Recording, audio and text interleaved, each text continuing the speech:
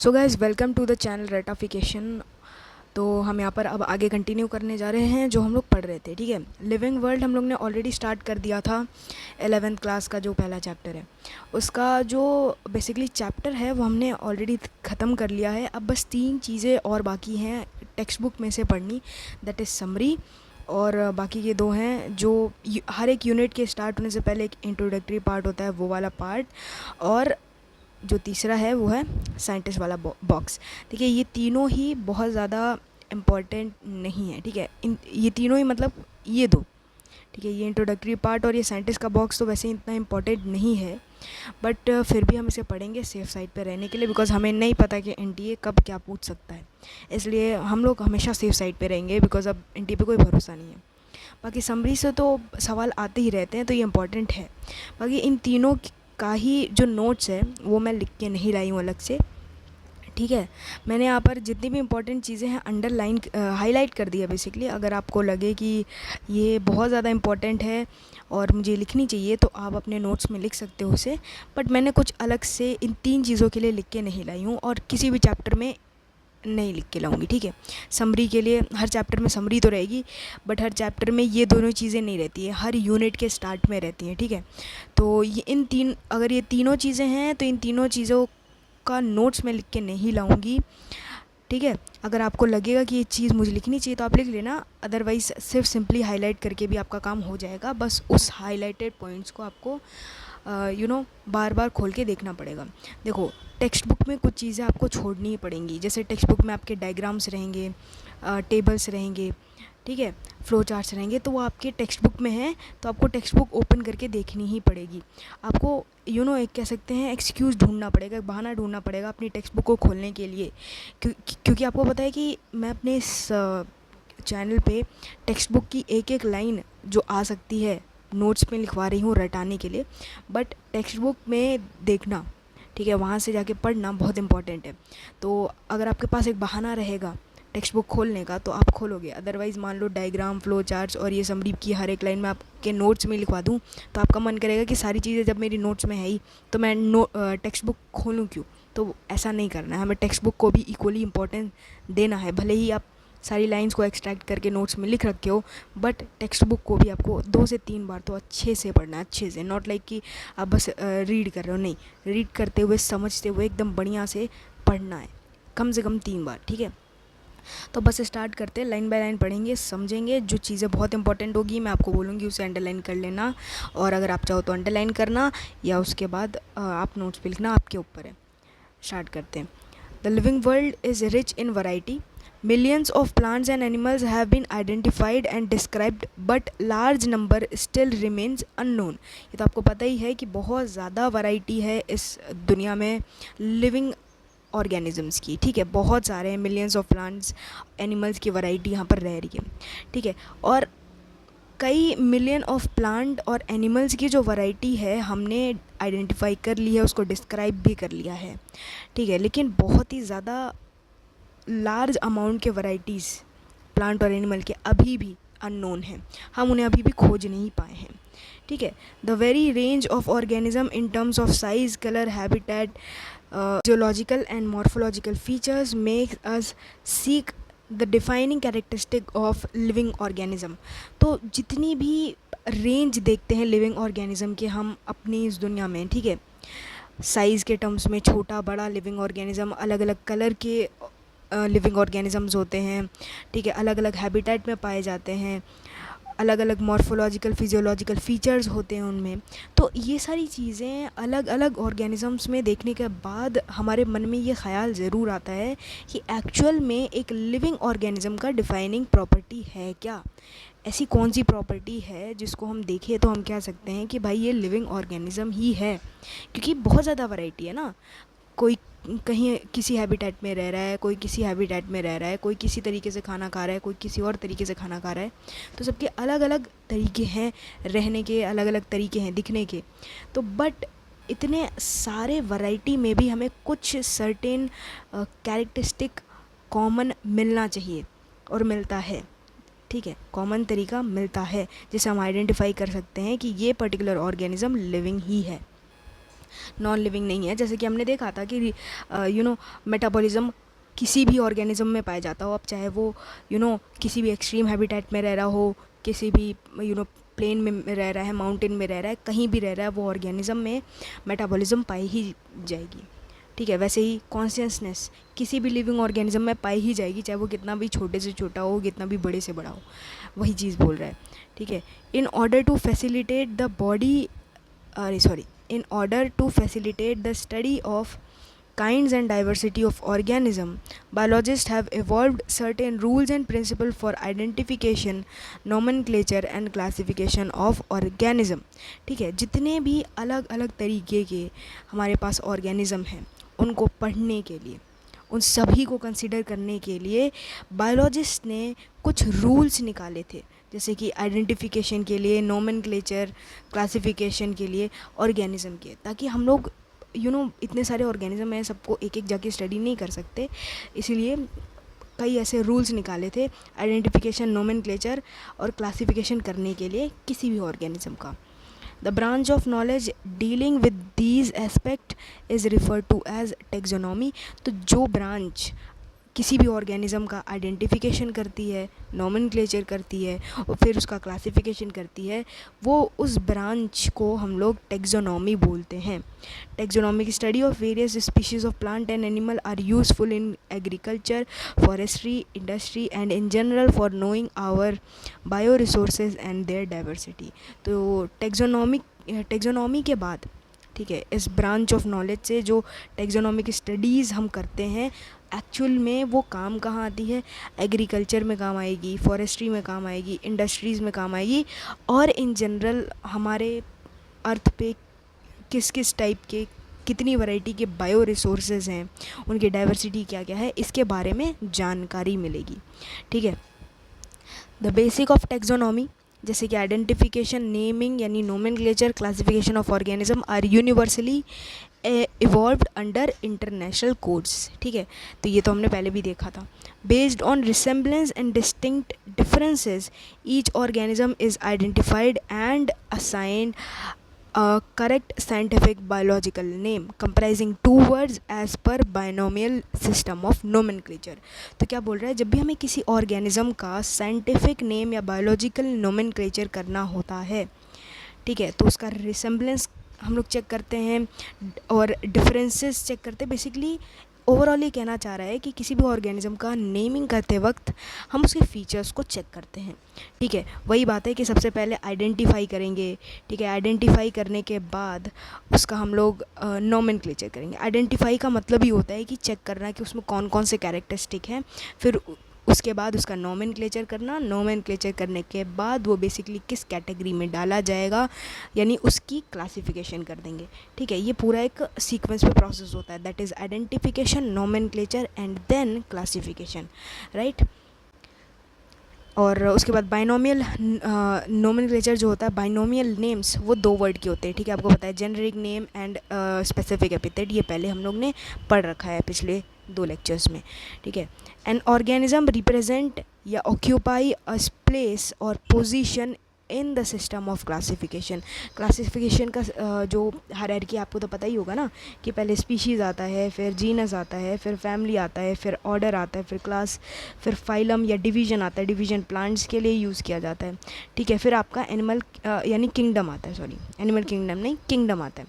तो ये जितने भी आपको लेवल्स दिख रहे हैं, इनको आप लेवल्स बोल लो। ठीक है, स्पीशीज़, जीनस, इनको आप लेवल्स बोल लो, रैंक बोल लो, टैक्सा बोल लो या कैटेगरी बोल लो, ये सभी के सभी नाम एक ही हैं। ठीक है, एक ही हैं। और इन्हीं सब में अच्छा, ये जो लेवल्स हैं इनमें आएंगे क्या? ऑब्वियसली ऑर्गेनिज्म आएगा। ठीक है, ऑर्गेनिज्म, लिविंग ऑर्गेनिज्म आएगा। There are many categories and rank and are generally referred as taxonomic category और टैक्सा। यही बात जो मैंने आपको बताया कि बहुत सारे कैटेगरीज़ या रैंक या लेवल होते हैं। लेवल के क्या क्या हैं कैटेगरीज़, जैसे कि स्पीशीज़, जीनस, ये सारे क्या हैं कैटेगरीज़ भी हैं, रैंक भी हैं, या इसको टैक्सा भी बोल सकते हो या इसको लेवल भी बोल सकते हो, आपके ऊपर है आप क्या बोलना चाहो, बिकॉज ये सारे के सारे नेम जो हम दे रहे हैं इस लेवल को, they all are same. Now all categories constitute a taxonomic hierarchy. आपको तो ये पता है ना कि जितने भी कैटेगरी है, जैसे कि category species, category genus, category family, category order, category class, category phylum, category kingdom, ये सभी के सभी कैटेगरीज़ हैं, अलग अलग कैटेगरीज़ हैं, ठीक है। बोल सकते हैं इसको लोअर कैटेगरी है, ये हायर कैटेगरी है, बट ये सारे के सारे क्या हैं, कैटेगरी हैं, राइट। तो ये सारे के सारे कैटेगरीज मिल करके एक टेक्सोनोमिक हायरार्की बना रहे हैं, एंड इसी को हम लोग टेक्सोनोमिक हायरार्की बोल रहे हैं। यही चीज़ यहाँ पर बताने की कोशिश कर रहे हैं।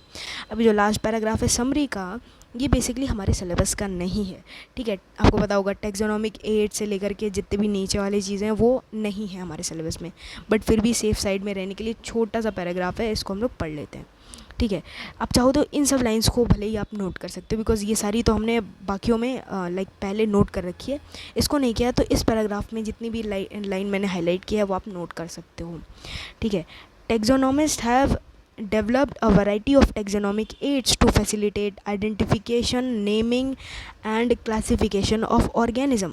Taxonomic aids, ठीक है, यानी टूल्स, कई सारे तरीके साइंटिस्ट ने डेवलप कर रखे थे, किसके लिए, वही सेम 3 प्रोसेसेस के लिए, ऑर्गेनिज्म के आइडेंटिफिकेशन के लिए, नेमिंग के लिए और क्लासिफिकेशन के लिए, ठीक है। These studies are carried out from the actual specimens which are collected from field and preserved as referrals in the form of herbaria, museum and in botanical gardens and zoological park. देखो एक बात ध्यान रखना कि ये जो specimens की बात कर रहे हैं ना, स्पेसिमेंस यानी कोई भी लिविंग ऑर्गेनिज्म, या हम कह सकते हैं एक्यूरेटली कोई भी ऑर्गेनिज्म। स्पेसिमेंस हमारे डेड भी हो सकते हैं और स्पेसिमेंस हम लोग लाइव भी ले सकते हैं। अंतर क्या है, ये जो 2 चीज़ें लिखी ना यहाँ पर, हर्बेरिया और म्यूज़ियम, हर्बेरिया और म्यूज़ियम में जो स्पेसिमेंस रखे जाते हैं वो डेड होते हैं, ठीक है, वो क्या होते हैं, डेड होते हैं।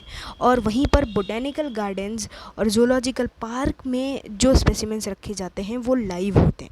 ये 2 अंतर हैं, ठीक है। इन चारों के चारों में स्पेसिमेंस ही स्टोर किए जाते हैं, प्रिजर्व किए जाते हैं, बट इन दोनों में जो स्पेसिमेंस होते हैं वो डेड होंगे, और बोटेनिकल गार्डन और जूलॉजिकल पार्क में जो स्पेसिमेंस होंगे वो लिविंग होंगे, लाइव होंगे, जिंदा होंगे, ठीक है। It requires special techniques for collection and preservation of specimens in herbaria and museum. Yes, क्यों, क्योंकि देखो आपको तो पता होगा ना कि कोई लिविंग ऑर्गेनिज्म जब डेड हो जाता है तो उसकी बॉडी खुद ब खुद डिकम्पोज होना शुरू हो जाती है।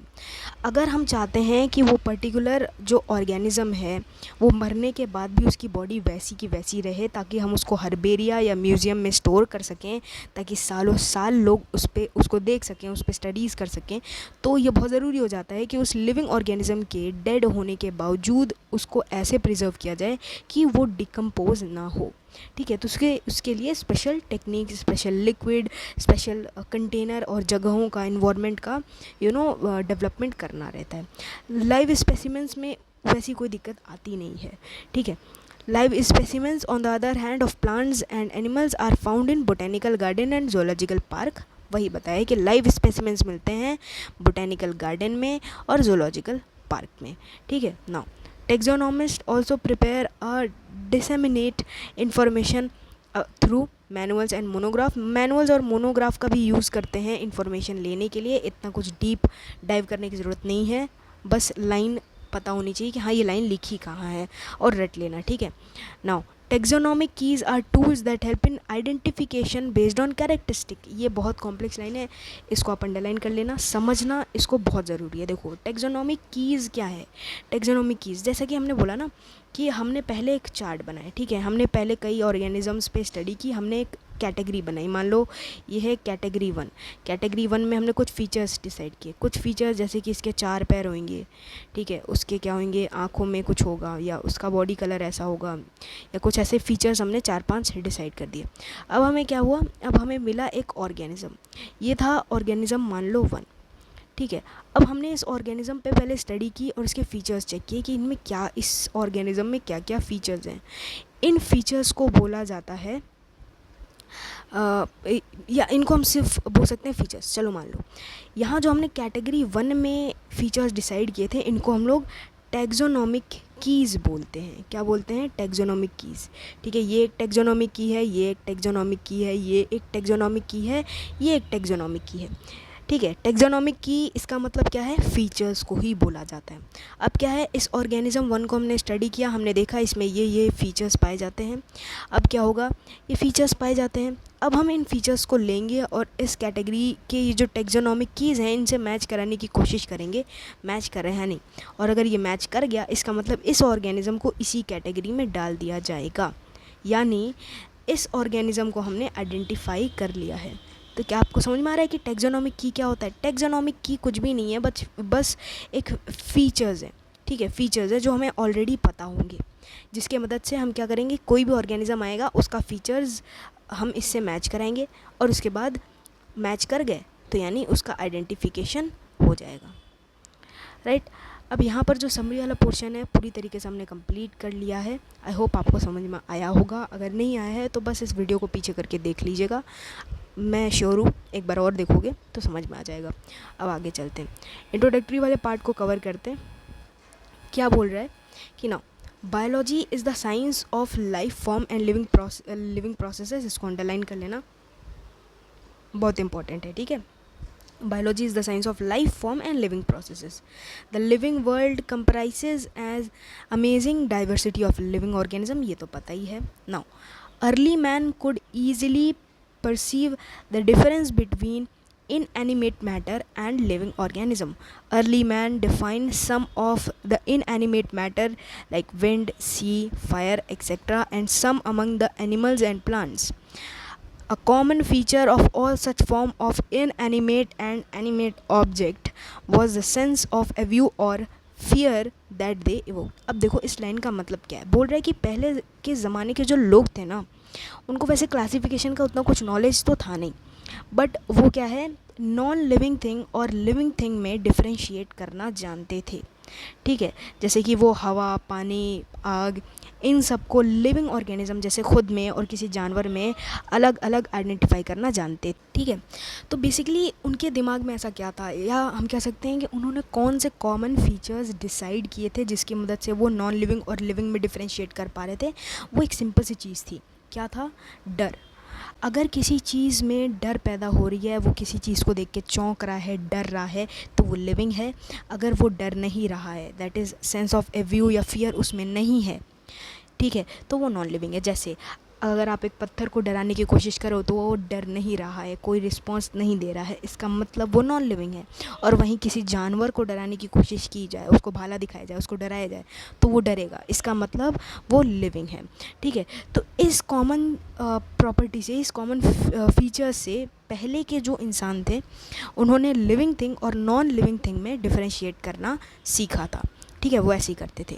Now the description of living organism including human being began much later in human history.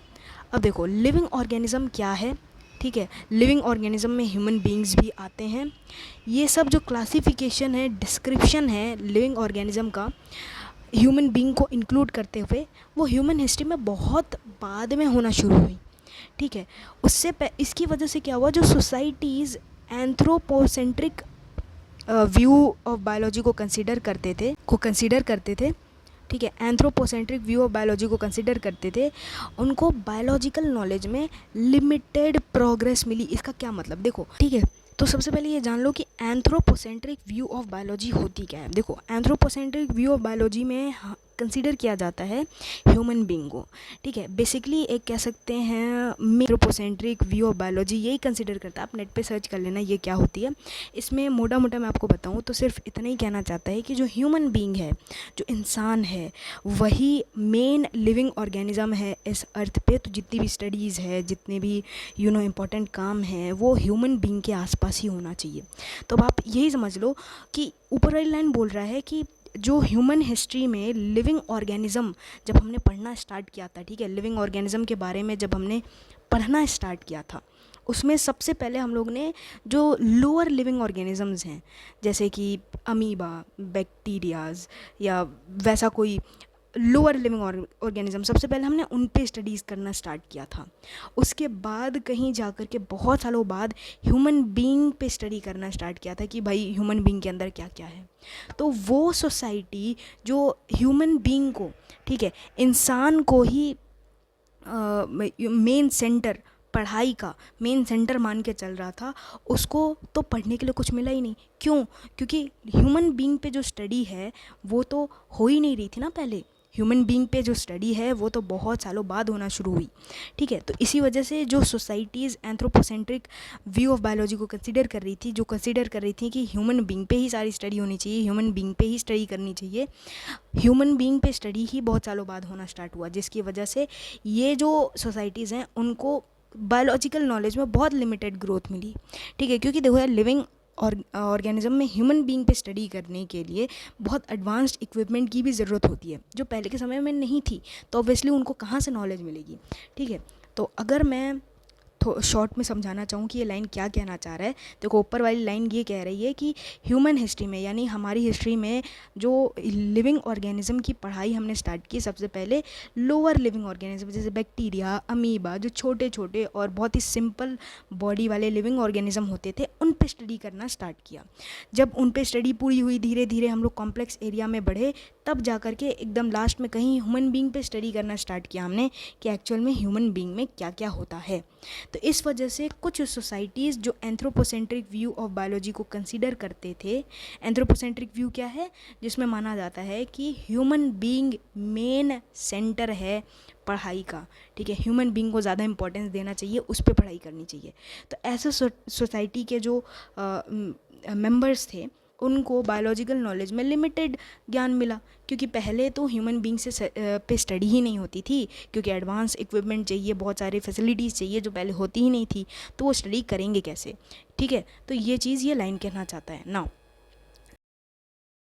Systematic monumental description of life form brought in out of necessity detailed systems of identification, nomenclature and classification, ठीक है। Systematics, monumental description, एक life form का systematic का क्या मतलब है कि life form जो अभी प्रेजेंट है वो पहले किन किन ऑर्गेनिजम्स से जुड़ी हुई थी, ठीक है। फाइलोजेनेटिक रिलेशन जिसे कहते हैं, ठीक है। ये सब जितनी भी इंफॉर्मेशन है किसी भी लाइफ फॉर्म के लिए, ये जानने के लिए बेसिकली, ठीक है, ये जानने के लिए कि आज हम पहले के ज़माने में किस ऑर्गेनिज्म से जुड़े हुए थे, किस ऑर्गेनिज्म से इवॉल्व होकर हम बने हैं, ये सब जानने के लिए, ठीक है, डिटेल सिस्टम्स लाए गए आइडेंटिफिकेशन के लिए, नोमेनक्लेचर के लिए, क्लासिफिकेशन के लिए, ठीक है। The biggest spin of such studies was the recognition of sharing of similarities among living organism both horizontally and vertically, ठीक है। क्या कहने का मतलब है, ये जितनी भी स्टडीज़ हम कर रहे थे, systematic, monumental description, identification, nomenclature, classification, इसकी वजह से इसका जो सबसे बड़ा रिजल्ट निकल के आया वो यही था कि हमें पता चला कि कई सारे, मतलब एक्चुअली कह सकते हैं सारे ही लिविंग ऑर्गेनिज्म एक दूसरे से जुड़े हुए हैं, दे आर कनेक्टेड। पहले के ऑर्गेनिज्म से जुड़े हुए हैं और आने वाले ऑर्गेनिज्म से भी जुड़े होंगे। क्यों? क्योंकि पहले वाले ऑर्गेनिजम्स का इवोल्यूशन हुआ, तब जा कर के नए वाले ऑर्गेनिज्म बने, और अब हमारे जनरेशन में जितने भी ऑर्गेनिज्म हैं उनका इवोल्यूशन होगा, तब जाके कोई नई स्पीशीज़ बनेगी, ठीक है। तो आगे पीछे हॉरिजॉन्टली, वर्टिकली, सब जगह से वी ऑल आर कनेक्टेड, ठीक है। That all present day living organisms are related to each other and also to all organisms that ever lived on this earth was a revelation which humbled a man and led to cultural movements for conservation of biodiversity. क्या कह रहा है कि अब जब हमें ये पता चल गया कि जितने भी लिविंग ऑर्गेनिज्म है वो एक दूसरे से कनेक्टेड हैं, आज भी कनेक्टेड हैं, आगे भी कनेक्टेड रहेंगे और पीछे वाले ऑर्गेनिज्म से भी कनेक्टेड हैं, सिर्फ इस वजह से ये जानकारी जानने के बाद हम्बल्ड मैन, विच हम्बल्ड मैन का क्या मतलब है, हमारे अंदर एक सेंस ऑफ रिस्पॉन्सिबिलिटी जगाई कि हमें इनके कंजर्वेशन करनी ही पड़ेगी, ठीक है। एक जिम्मेदारी जगाई हमारे अंदर कि भाई पीछे भी हम लोग ऑर्गेनिज्म से कनेक्टेड थे, भाई ये हमारे, ऐसे कहते हैं ना, ये हमारे पूर्वज हैं। तो आपको पता ही होगा हमारे कल्चर में कि भाई बंदर हमारे पूर्वज हैं, तो हमें इन्हें खाना खिलाना चाहिए। एक हम्बलनेस हमारे अंदर जागी कि हमें जो बायोडाइवर्सिटी है उसको कंजर्व करना चाहिए, ठीक है। अगर हमने आज इनको कंजर्व नहीं किया तो हो सकता है आगे कोई स्पीशीज़ ना बने, ठीक है। तो इस वजह से जो बायोडाइवर्सिटी का कंजर्वेशन है वो होना स्टार्ट हो गया। Now in the following chapter of this unit you will get description including classification of animals, plants, from a taxonomist perspective. ठीक है, उसके बाद ये कोई ज़्यादा इंपॉर्टेंट लाइन नहीं है। अब जो लास्ट चीज़ है वो है साइंटिस्ट का बॉक्स। इसमें बहुत सारी इन्फॉर्मेशन है रटने वाली, आप चाहो तो रटो मत, बट एक बार या दो बार, 2-3 बार इसको अच्छे से समझ के पढ़ लेना। ठीक है, क्या बोल रहा है ये जो साइंटिस्ट हैं, इनका नाम है अर्नस्ट मेयर। ठीक है, 1904 से 2004 यानी 2004 को इनकी डेथ हुई थी। ये क्या है, इनका बर्थ डेट है। ये दोनों डेट आप याद कर सकते हो। ना, इनका जन्म हुआ था 1904 में 5 जुलाई को। ठीक है, कहाँ पर हुआ था? कैम्पटन, जर्मनी में। इनका नाम क्या है? Ernst Mayr.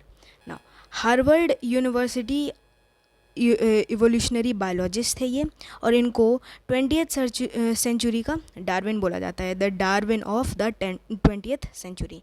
ठीक है, ये was one of the 100 greatest scientist of all time. ना, इन्होंने Harvard's faculty of arts and science join किया था 1953 में, और रिटायर हो गए थे 1975 में, और इनको टाइटल दिया गया था। ठीक है, इनको टाइटल मतलब इनको इस नाम से भी जाना जाता था, that is Alexander Agassiz professor of biology emeritus. Right ना, इनके 80 ईयर्स का कैरियर, कितने ईयर्स के कैरियर में? 80 ईयर्स के कैरियर में इन्होंने क्या क्या किया था? इन्होंने ornithology, taxonomy, zoogeography, evolution, systematics, ठीक है, history and philosophy of biology, इन सब पे काम किया था इन्होंने सिंगल हैंडेडली, मतलब खुद से काम करके। Made the origin of species diversity the central question of evolutionary biology. Right, उसके बाद इन्होंने करेंटली एक्सेप्टेड डेफिनीशन जो है बायोलॉजिकल स्पीशीज़ का, वो भी दिया था। उसके बाद इनको 3 प्राइसेस मिले थे। इन तीनों प्राइसेस को collectively triple crown of biology बोला जाता है। दैट इज़, बाल्जन प्राइज़ मिला था इनको 1983 में, इंटरनेशनल प्राइज़ फॉर बायोलॉजी मिला था 1994 में, एंड क्रैफोर्ड, ठीक है, क्रैफोर्ड प्राइज़ मिला था 1999 में। उसके बाद एज ऑफ 100 में इनकी 2004 में डेथ हो जाती है। तो ये हो गया साइंटिस्ट बॉक्स। जो भी आपको इंपॉर्टेंट लगे इसमें से आप लिख लेना, या मेरी मानो तो जितनी भी चीज़ें अंडरलाइन हैं उसको अपने लैंग्वेज में लिख लेना। और उसके बाद इसमें भी जितनी चीज़ें हाईलाइट की गई हैं उनको आप लिख सकते हो, या आपको जो अपने से समझ में आ गया हो, आपको लग रहा हो कि ये इंपॉर्टेंट है, तो भी लिख सकते हो। बट मेरे हिसाब से आपको जितनी भी चीज़ें हाईलाइटेड है वो लिख लेनी चाहिए। ठीक है, सेम थिंग आपको समरी में भी करनी है। ठीक है, जितनी चीज़ें अंडरलाइन हैं उसको अपने नोटबुक में लिख लेना और रटते रहना, because these are the line जो थोड़ा हटके है, हमारे चैप्टर के अंदर नहीं थी, इसलिए मैंने हाईलाइट कर दिया। अब क्या है, ये चैप्टर पूरी तरीके से कंप्लीट हो गया है, लिविंग वर्ल्ड कंप्लीट हो गया है, सारी चीज़ें समरी से लेके पूरी चीज़ें हमने कवर कर ली है। अब जो लास्ट लेक्चर आएगा, 4th लेक्चर, उसमें क्या क्या चीज़ें होंगी आपको पता है। जितने भी अलग हट के PYQs होंगे, जो मुझे लगेगा कि नहीं ये बहुत अच्छे हैं क्वेश्चंस हैं, इनको आपको करना चाहिए, या ऐसी कोई इन्फॉर्मेशन है उससे क्वेश्चन बना दिया गया है जो हमारी टेक्स्ट बुक में नहीं है, वो क्वेश्चन होंगे, वो मैं लाऊंगी। उसके बाद आपका mind map, example sheet, date, data and scientist sheet, वो सारी चीज़ें हम अगले लास्ट लेक्चर में लाएंगे। वो लिविंग वर्ल्ड का लास्ट लेक्चर होगा, उसके बाद आपका ये चैप्टर ख़त्म हो जाएगा। ठीक है, thank you so much for watching.